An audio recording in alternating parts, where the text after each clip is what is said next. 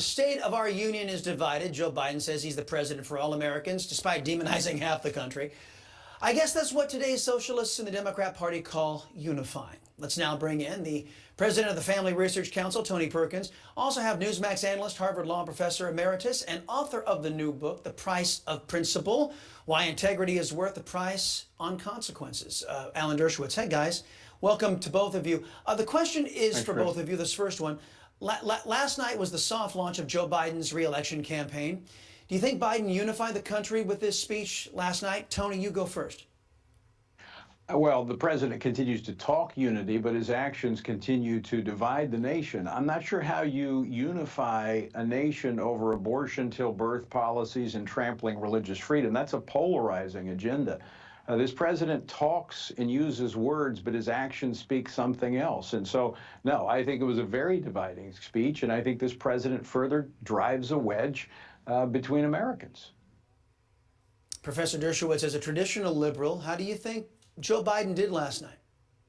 Well, first of all, I tried to watch the reaction to the speech on the major networks. And so I flipped around. I saw a little bit of CNN, I saw a little bit on Fox, and then I tried to watch it on this wonderful channel, which I love, Newsmax.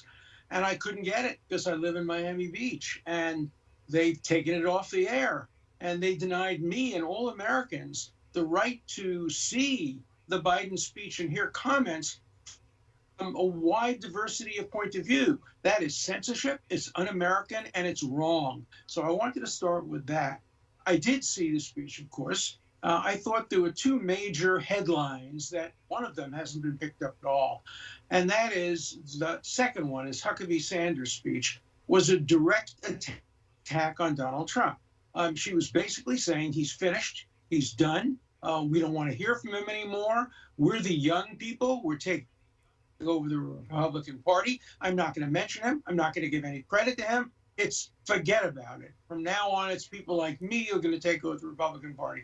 That's headline number one. Headline number two is Biden did quite well in terms of his delivery. Nobody expected an articulate John Kennedy speech. He stumbled over a few words, but he looked healthy and he looked like he was ready to run. And it was clearly a campaign speech. And I think what we saw as the headline, probably going to be Biden against somebody but Trump. That's what I came away with. All right. Well, you took me where I wanted to go, Professor, at least about, and I disagree with your evaluation of the speech and how strong Mr. Biden was. I think he is the epitome of weakness on all levels. But the House Oversight Committee is finally going to hold Twitter accountable for the censoring of the New York Post's Hunter Biden laptop story. Former executives were grilled today. I want you guys to take a listen to the chairman, Congressman James Comer. Listen. In the months leading up to the laptop story, the FBI advised senior Twitter executives to question the validity of any Hunter Biden story. We also know that one of the witnesses before us today participated in an Aspen Institute exercise in September 2020 on a potential hack and dump operation related to Hunter Biden. Mr. Perkins, as the professor noted, Newsmax is currently under this type of censorship. Comment on government's interference in suppressing factual stories on Twitter, then also address the government through Democrat pressure leading to the censoring of conservative news outlets like Newsmax and OANN. That's the real story, and here Alan and I agree. We go way back, and there's things we do agree on, and one is free speech. And I talked to Chairman Comer last week. One thing I'm encouraged about is the Republicans want to get to the bottom of this and see the collusion, reveal the collusion that took place between government and big tech. Because if in fact that occurred, and there's a lot of evidence to suggest that it did, that's a violation of the First Amendment. And we will not have unity until we all have a voice in the process. That's what I love liberals, because conservatives and liberals can have discussions, and as a society we can reach consensus. But when you have leftists in control, they want to silence. They want to knock off Newsmax because it's a threat to them, because they cannot defend their extreme positions. So if we want to have a united country, the first place Joe Biden can start is back off his administration from trying to get his Department of Justice and others to censor conservatives through their relationship with big tech. See, Look, I and that's couldn't agree exactly where I more. wanted to go, Professor. Professor, before let me just tee that up because Joe Biden has been absent. He is not putting any pressure on his administration to stop government's abuse using their ideological allies in corporate America to carry out their wishes of censorship. Joe Biden is simply not standing up for the Constitution. Am I wrong?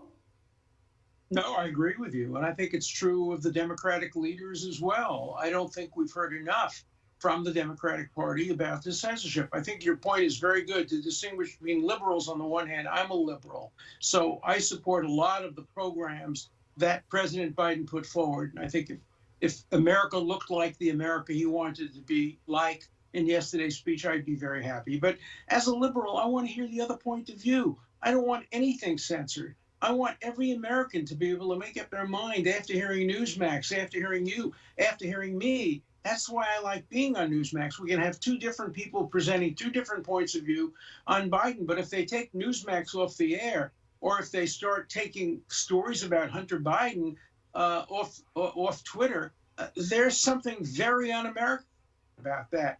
And I think the Democrats have to really come more strongly on this issue, and they have to join together with conservatives and moderates to say the one thing we agree on in America is that the marketplace of ideas must remain vibrant and open to all voices.